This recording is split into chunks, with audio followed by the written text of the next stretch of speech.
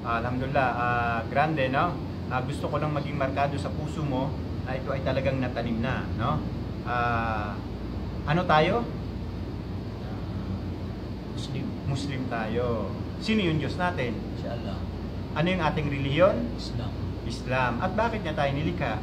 Para sambahin siya. Alhamdulillah. So, yan ang gusto kong marinig mula sa puso mo. Alhamdulillah, grande, no?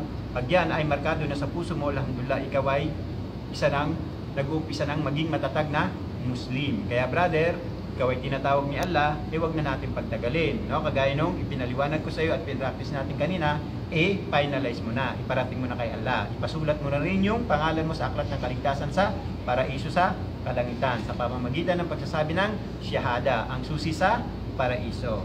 Pakitaas mo na lang yung kanang daliri mo, brother, no? At pakiulit ito. Mula sa kaibuturan ng puso mo, iparating mo ito kay Allah.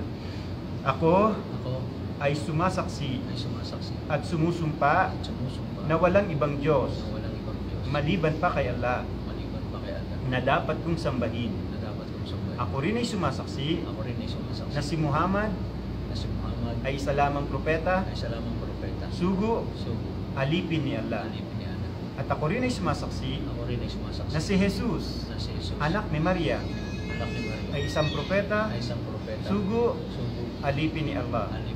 Ashhadu an la ilaha illallah wa ashhadu anna Muhammadan abduhu wa rasuluhu wa ashhadu anna Isa ibnu Maryam Abdullahi wa rasuluhu. Allahu Akbar. Allahu Akbar. Takbir.